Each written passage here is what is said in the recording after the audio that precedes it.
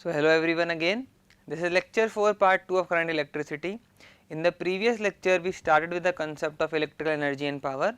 The final concept which we attained was that the kinetic energy is nothing but plus IV delta T, which is a positive value. Let's move on with the further discussion from that concept, and then that will be the end of electrical energy and power also. So I am Sameer Lavankar. Let's begin our discussion. So right now we are on the ninth part, that is electrical energy and power. Let's move on with the discussion also. So your complete half current electricity concept has been done and half is left. After this concept, everything is nothing but the application of current electricity in different portions, such as the Wheatstone bridge, then there is a meter bridge, then there is a potentiometer. These all things are just the application part, and this is how we apply those things in the concept of current electricity. These are just the rules or something called as current cells in series and parallel, and etc. Final thing is application of these things are being explained in these rules, and these are the applications of current electricity. So let us not waste any time, let us move on with the further discussion of ninth concept only, that was electrical energy and power. Okay, so the final concept which we obtained was that delta U potential is equal to minus I V delta T. This value is negative. As we know that total energy is conserved, therefore the change in the kinetic energy is nothing but I V delta T, which is positive. Okay. So this last slide was the final discussion. Let us move on with this slide now. Thus, in case charges are moving freely through the conductor under the action of electric field, their kinetic energy would increase as they move. Quite evident. So if the electric field, please make sure here the electric field action of electric field is very important, because if there is no action of electric field, the electric current will be 0. There is no passage of current. So as we know that delta kinetic energy is nothing but I V delta T. So with the change in temperature, with the change in time, as I and V are constant through the electric, because it is in an electric field, therefore there is a constant movement of charges, and because if there is a constant movement of charges, there is a constant current flowing through the conductor. If there is a constant current flowing through the conductor, there may be a mechanism which is providing the positive and negative charges to the end points, and if there is a mechanism which is providing positive and negative charges to the end point, then that means that a potential difference is also occurring or is also being held at the two ends of the conductor. Therefore, I and V values would be obtained as long as the conductor is in electric field. Okay. So therefore, as the time increases, the kinetic energy would also increase, that change in kinetic energy will also increase. So thus, in case charges are moving freely through the conductor under the action of an electric field, their kinetic energy would also increase as they move. Quite evident. Now, on average, charge carriers do not move with acceleration, but with a steady drift velocity. So this thing has been explained in the concept of drift velocity only. So on average, the value or the charge carrier do not move with acceleration, but a steady drift velocity. That thing has been explained using the concept of Vd, small Vd. Small Vd is nothing but minus small e delta E upon m into tau. This thing has also been explained here. Vd is nothing but minus small e delta capital E upon m into tau. Okay. This is because of the collisions with ions and atoms during transit. Quite evident, as we know that the value of because they try to accelerate or decelerate, but because of further collisions at a very rapid pace, it cannot attain a very high value. It only attains a very small constant drift speed called as Vd. Okay. So during collisions, the energy gained by the charges thus is shared with the atoms, because quite evident there is a charge, there is a conservation of energy, and there is a distribution of energy from point A to point B. What is the point A, point B? Point A, point B can be obtained as a different electron. So one can be one electron, another can be the second electron, and because of the collisions, there is a distribution of energy. Hence, this line is written here that during collision, the energy gained by the charges thus is shared with the atoms. Okay. Now the atoms vibrate more vigorously, that is the conductor heats up. So because of the vibrations, the conductor heats up. Thus in an actual conductor, an amount of energy dissipated as heat in the conductor during the time interval delta T is IV delta T. So this is the amount of energy dissipated as heat. So because with the increase in time there will be more collisions, because if there are more collisions, then the energy gained in the charge will be transferred to the atoms. If this energy has been transferred to the atoms will vigorously shake up, and because of that vigorous shaking there will be heat produced. So because of the increase in the time of these collisions, if delta T keeps on increasing, it can be directly related to the atoms being vigorously shaking, and therefore the change in the heating, that is the increase in temperature of heating. And because there is a change, if the conductor heats up, then there will be a energy dissipated as heat, and what will be the amount? That amount will be nothing but delta W, which is equal to IV delta T. Okay, so this thing is explained. This energy dissipated per unit time is the power dissipated. So you should know this concept. So this thing I think has been explained in the previous concept also. You should know that energy dissipated or energy per unit time is nothing but power. Therefore, what we got was that this energy is nothing but I V delta T. Now IE by delta T is nothing but IV. Therefore, what we got is P is equal to multiplication of product of I and V, the two major concepts of current electricity, that is current and voltage. Now, just changing it into different concepts, such as we know that as V is equal to IR, we can write this formula as I multiplied by IR. Therefore, what we got is P is equal to I square R. So, this is a different formula for power value. Also, again we are just writing P is equal to product of I into V. Here we know that I is equal to V by R, therefore it is V by R multiplied by V. Therefore, again a different formula is being obtained, that is V square by R. So, now please remember these two formula, these two are the backbone of your complete concept of current electricity, that is power obtained is nothing but I square R, and power obtained is also equal to V square by R. So, depending on the concept which is constantly given in the question, let us suppose it is steady electric current only, then we will use I square R, and if this it is a steady voltage, then it is V square by R. Okay, so this thing has also been explained. Therefore, the energy dissipated per unit time is nothing but power dissipated, which is equal to P, which is equal to delta W by delta T, and thus we have P is equal to IV. So, product of current and voltage. Using Ohm's law, V is equal to IR, we get P is equal to I square R and V square by R. So, this is the same formula which we obtained here. Okay. Next thing. So, this is nothing but the power loss, as the power loss or ohmic loss in a conductor resistance are carrying current I. So, because of that resistance there is a heating being done, because of that heating there is a dissipation of energy, that dissipation of energy is called as power or power loss. So, as the power loss or ohmic loss in a conductor resistance are carrying a current I, so this is the formula being obtained. What is the formula being obtained? That power loss is nothing but I square R or V square by R. Okay. It is this power which heats up, for example, the coil of an electric bulb to incandescence, radiating out heat and light. So, incandescence is nothing but a bright or gloomy light such that it shows that there is a heat being obtained, heating is being done on that particular filament of bulb. So, it is this power which heats up, for example, the coil of an electric bulb to incandescence, radiating out heat and light. So, this is the final concept which we obtained. So, the final conclusion of this slide is nothing but we obtained two different formulas, that is P is equal to I square R, which is also equal to V square by R. Okay. Let us move on with further discussions of a complete electrode being used to find out the dissipation of electric current here. So, now where does this power come from? We need an external source to keep a steady current through the conductor. Quite evident, this is the basic agenda of complete current electricity to take into picture. There has to be a constant flow of electric charges, or let us say electrons, from point A to point B, that is there should be a constitution of the electric current. Okay. So, where does this power come from? We need an external source to keep a steady current through the conductor.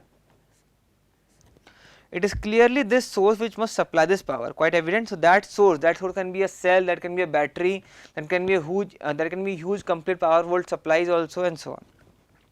So, in the simple circuit shown with the cell, it is the chemical energy of the cell which supplies this power for it long as it can, quite evident. So, and even if a cell, the chemicals which present, they have a chemical reaction, and due to that the voltage is being obtained, and hence the charge, and hence the current is being passed from point A to point B. Okay. So, here it is in the simple circuit shown in the cell, it is the chemical energy of the cell, which supplies this power for as long as it can. The expressions of power show the dependence of the power dissipated in resistance R on the current through it and the voltage across it, quite evident. So, resistance R is also being used, the current through it is also being used, and the voltage across it is also being used. So, this is the formula for P is equal to I square R, which is equal to V square by R. Okay. Now electrical power is transmitted from power stations to homes and factories, which may be hundreds of miles away via transmission cables. So even through passing you may have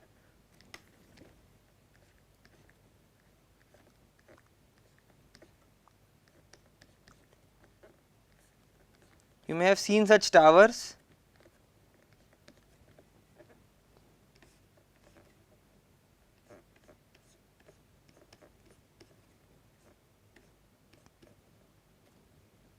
And the cables passing through it. So these are nothing but your transmission lines.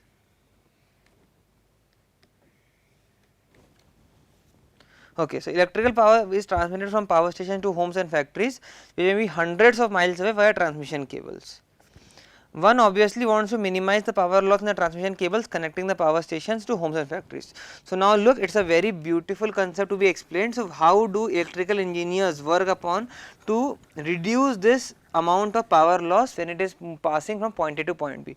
So just let me explain the question first of all to you. So what does it try to say is, let us suppose this is our home.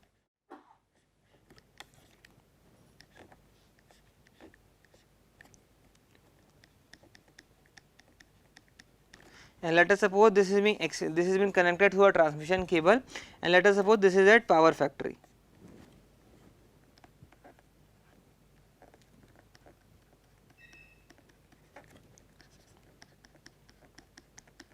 Power station. Now what does it try to say is that let us suppose this complete distance, let us suppose, how can I explain to you, let us say 250 kilometers. Okay. So if it is 250 kilometers, the amount of time required for its movement from, let us say I denote this as point A, let us say denote this as point B, will be 250, will be very large. If it is very large, if I explain you this concept using the value of I V delta T, that means as the temperature T at the time T increases, there will be a directly relation with the amount of energy dissipated. So with the increase in time, there will be a huge energy dissipated, because to take into consideration 250 kilometers, it will take a very large time. If a large time is taken into consideration, that means that there will be a huge amount of energy dissipation also happening. So how there has to be some deviation, such that example, let us suppose if there is no rule applied and the amount of power which is being obtained is, let us say 100 kilowatts. And if I try to supply this to our home, if there is no rule or if there is no concept being involved to reduce this power loss, then the amount of power which is obtained in our home will be around, let us say 30 watts only, or let us say 30 kilowatts only. So there is a reduction, there is a power loss of 70 kilowatts. This amount of 70 kilowatts loss we can't obtain, because we need to conserve energy. Money is also required for this transportation from point A to point B of the electric current. So to reduce this power loss, a different concept was being obtained, and that is being devised here. What is being done? So let us look over that concept here. So the final concept which we need to obtain is, we just need to remove, or we need to reduce this power loss. Okay.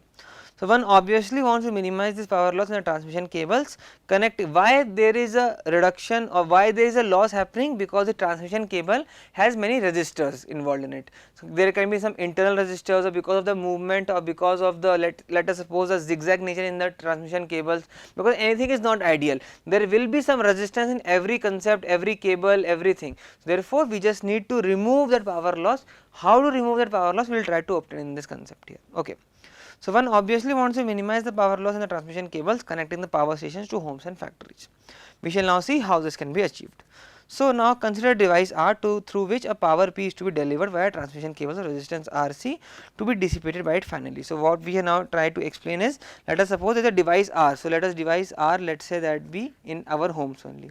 So let us say this is a device R, and through which a power P. So power P has to be obtained here.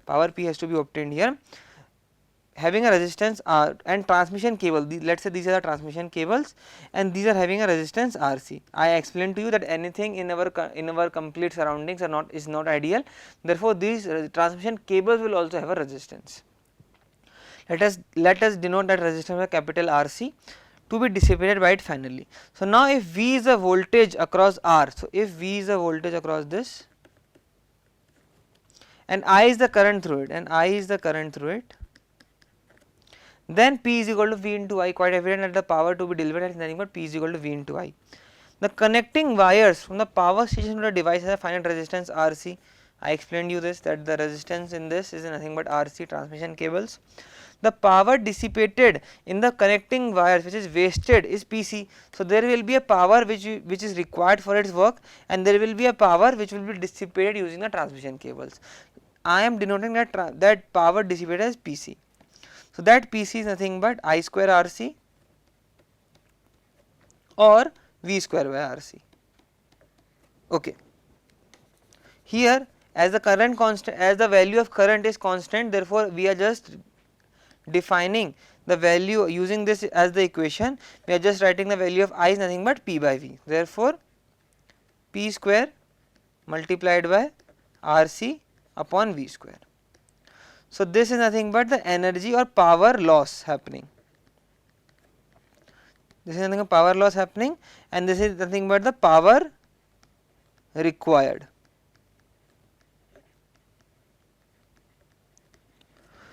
Okay, so now from this question, from this concept here, let us say I denote this equation 2. From this equation 2, it is quite evident that the value of P will be constant, the value of RC will be constant from that cable, only the variation can be done in this voltage value. Okay. So this thing is explained. Next is thus to drive a device of power P, the power wasted in the connecting wires is inversely proportional to V square. Quite evident, the value of power loss is inversely proportional to V square. Thus, if by any method, we can increase the value of voltage difference, then the amount of power dissipated through the transmission cable can reduce. Therefore, the transmission cables from power stations are hundreds of miles long and the resistance RC is considerable.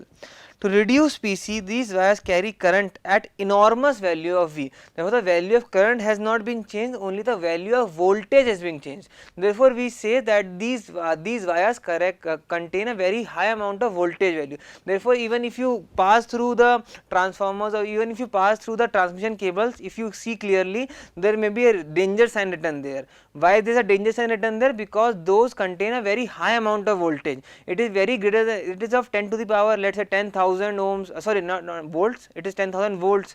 So because of that high voltage difference, there is a danger sign that you should not touch that cable, you should not go near that cable, because even if the leakages happen, then there can be a injury happening to your case, happening to you also.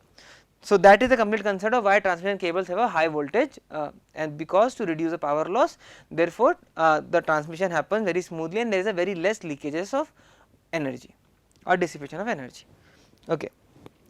So to reduce PC, these wires carry current at enormous values capital V, and this is the reason for the high voltage danger signs on transmission lines, a common sight as we move away from the populated areas. Using electricity at such voltages is not safe, and hence at the other end a device called a transformer lowers the voltage to a value suitable for use. So finally, before reaching our home, there is a transformer being added here. So what does the transformer do? As the name suggests, transforming. So transformer transforms or converts the amount of voltage capital V from a higher value, enormous value, to a very slow steady value. That steady value can be nothing but 230 volts or 440 volts, etc. So this is the complete concept. Why is this complete process being done? To reduce the power loss of transmission cables. The complete power P has to be designated to that complete device anyways. So if we try to reduce the power loss from the transmission device or from the power stations to our home, then that thing can be achieved. But we cannot use this enormous amount of voltage in our homes. Therefore, this complete supply of power from the power stations is being put to a transformer. This transformer converts a high amount of voltage into a low steady voltage such as 230 volts or 440 volts, etc. and then finally we use it in our homes. So this is the complete process of electrical energy and power. Okay. So let me stop it here only. In the next class we will start with a different concept, that is resistors in series and parallel. Very easy concept, we just need to mug up, I just need to explain you every typical concepts of how this series and parallel concepts are coming, and then finally we will move on with the different applications of this concept. So let me stop it here only. So thank you.